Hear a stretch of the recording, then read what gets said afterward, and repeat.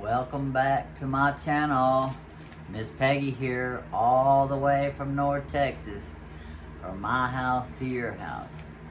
So this is going to be my first NARC Sunday video. So first I want to thank all of my subscribers.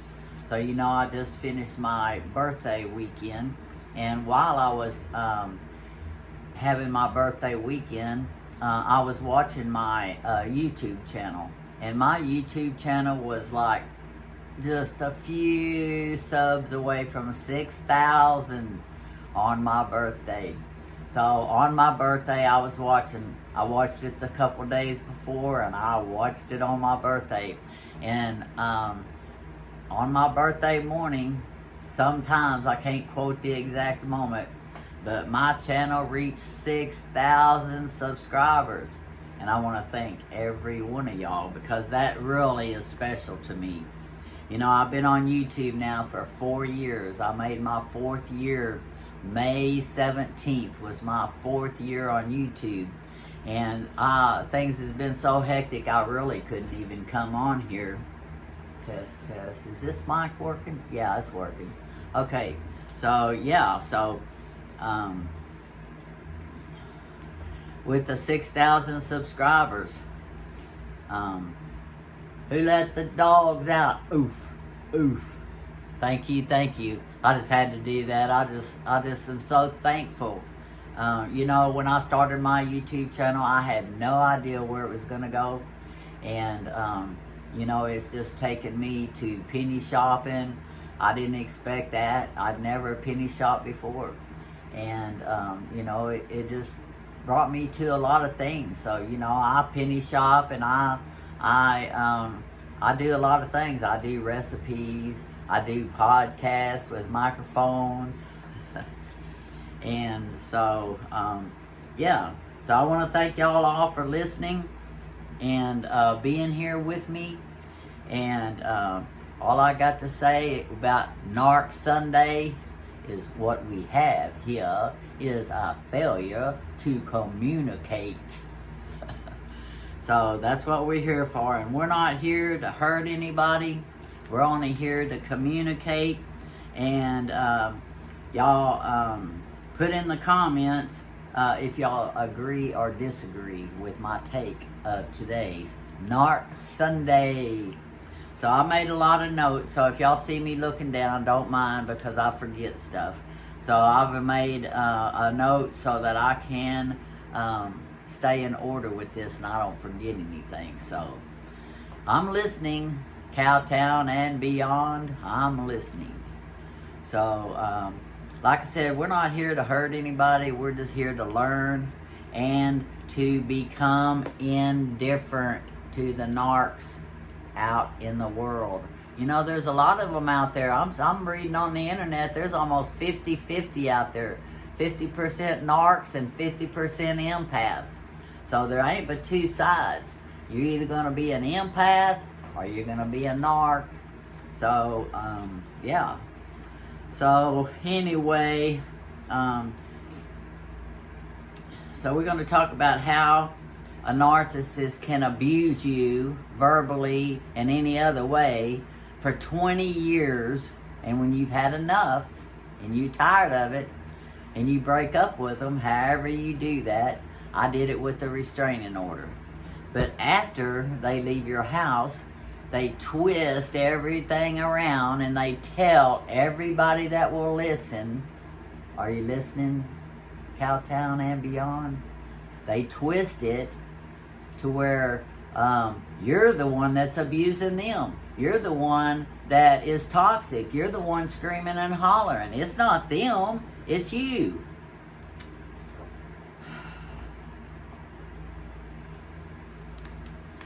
So yeah, they just twist it and make you the abuser. And anybody that will listen, they get them to feel sorry for you. Oh, I'm so sorry, narc, that you've been abused.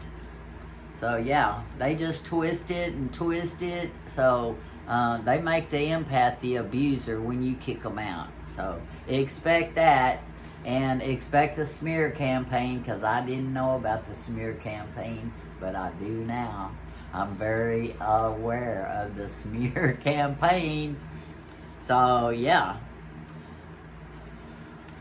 So they do. They twist it to where you're abusing them. And then they had to leave because you was abusing them. You didn't kick them out. You didn't file a restraining order.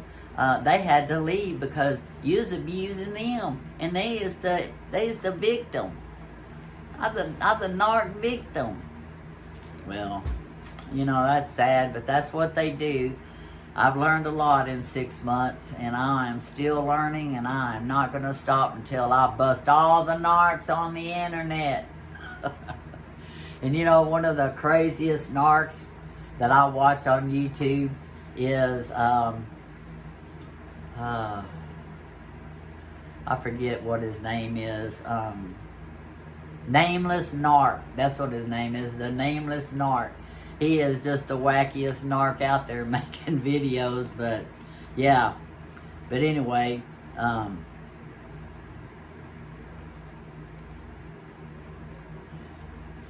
And then you don't always get a warm welcome when you reach out to people after the breakup. It appears that just the word narcissist seems to upset people when you just mention the word narcissist. I've already had 2 people, a friend and a family member, just come at me like with their claws out when I said, have you ever heard of a narcissist? That's all I said, and I just got anxiety-ridden conversation, basically like screaming and hollering and just because I asked them. I don't know why that word just hits a nerve with people, but it does. It certainly does. So, yeah. So, I've had a couple of those to deal with family members. And then I've had a couple of people tell me when I reached out to try to, talk to somebody about what I went through, there's like, well, just get over it and move on. Just get over it. Move on.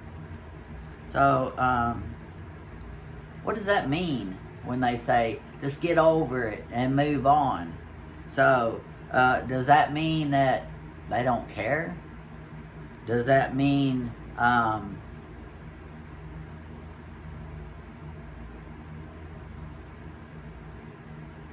they don't want to hear it? They don't care? Or maybe it might mean that they've been damaged by a narc and it hits a nerve with them when you mention it. Well, I've never heard the word narcissist before, so in November when I Googled Robert's behavior, that's what came up. So I'm very new to this, and I did not mean to upset anybody. I didn't mean to step on any toes. So if you watch my videos, which I really don't think these 2 people do, yeah, it's like, they just blew up at me whenever I asked them, just, do you know what a narcissist is? And so, according to the therapists that I've been watching on YouTube, and I've watched a lot of them, I can make you a list of all the therapists and all the people that talk about NPD and the abuse cycle that they put you through. So, yeah. So, according to them, that's the worst thing you can say to somebody that's been abused. Because it's kind of like telling them, you've been abused, but I don't care. I don't want to hear it, and just deal with it by yourself. So, yeah. So, I just kind of thought that was like devaluing you and disrespecting you and just pushing you aside. And,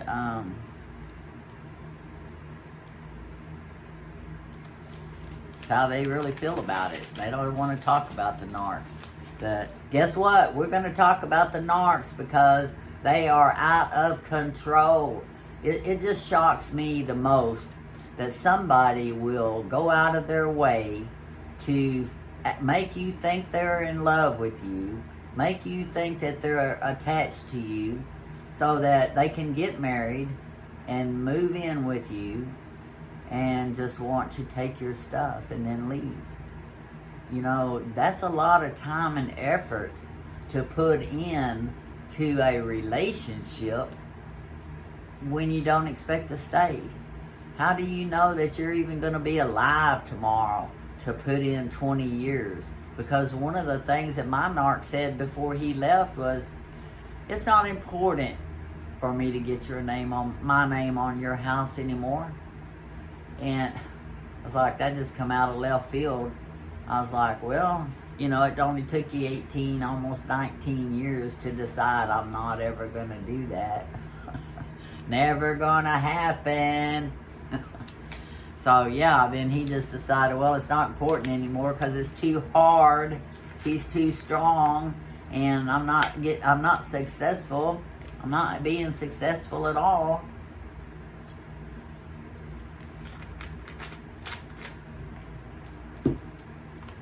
Sad, isn't it? But anyway,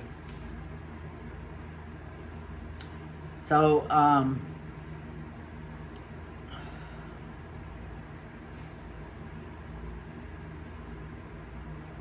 let's just talk for a minute about a child makes his choices the most.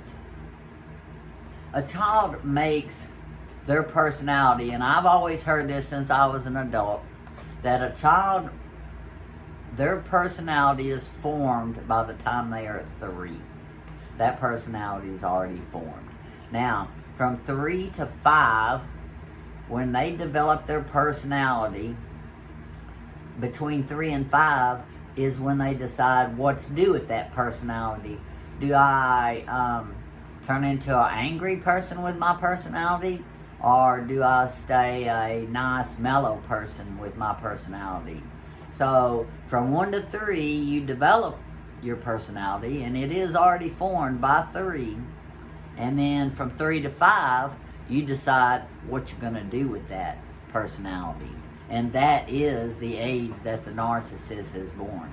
So, parents, if you are out there and you have children, my goodness, the trauma that y'all are causing on these children by abandoning them and make them feel rejected is just damaging their adulthood. It damages that they can't connect like normal people can. They can't unconnect like normal people do. They see other people doing it and they want to do it, so they fake it. They just pretend. One of the biggest fakes I ever seen my narcissist sister do was on the deathbed of our brother, and we're in the hospital bed in his room holding his hand when they took the life support off of him, and she's leaning up against the wall playing on her phone, and she just happens to look up and everybody else is around his bed holding his hands, and she just kind of snatched herself off the wall and go, oh, I'm supposed to be over there acting like I'm involved. So she comes over there and she kind of grabs his hand by where I'm grabbing it, and she starts stroking his hand like, okay, I'm caring. This is what we're supposed to do, right? And you could just see the fakeness in that. They just pretend. They mirror you. They do what you do. So if you're doing something nice and they think they're supposed to, they'll do what you're doing. It's just crazy.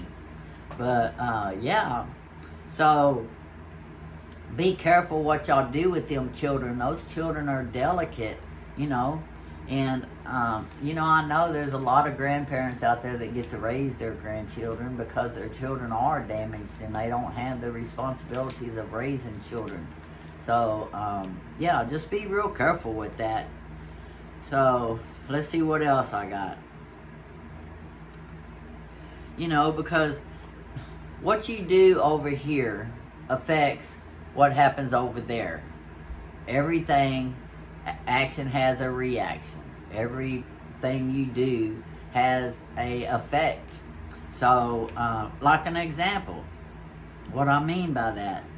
So, say like if you go to school from 1st grade to 12th grade, if you do good in school, then over here in college, you're going to exceed good there too.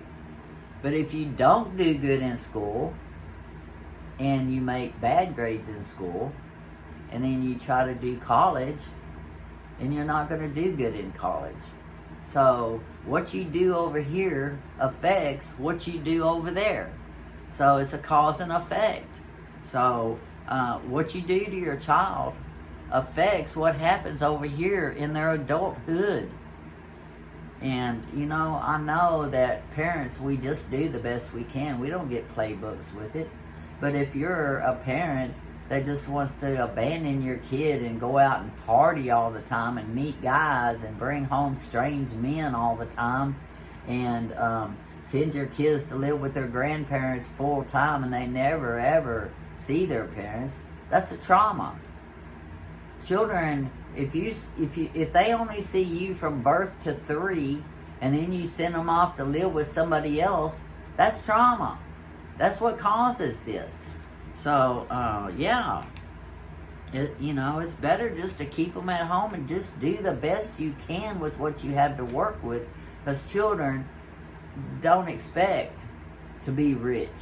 They only know what they see. So if your child only sees the middle income group, they're going to think that's just fine. They don't know any better. So, yeah. So, you know, I remember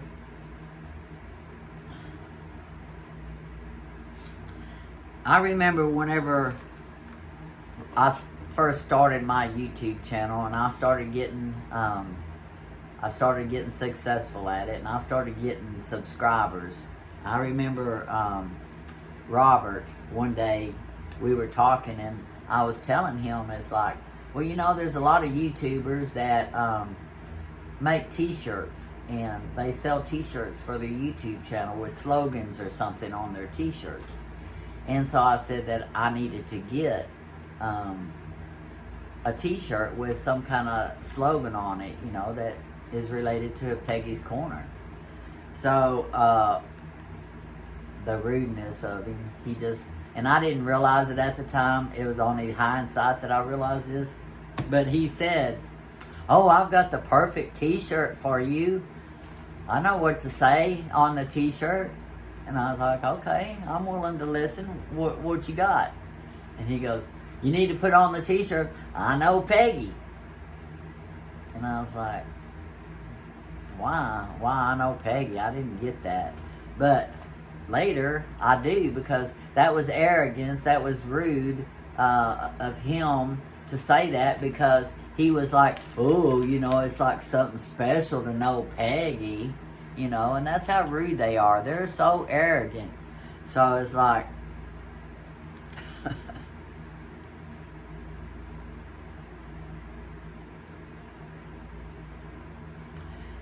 so, yeah, and so like I said, you know, he was like, well, you need to make a t-shirt that says, I know Peggy, you know.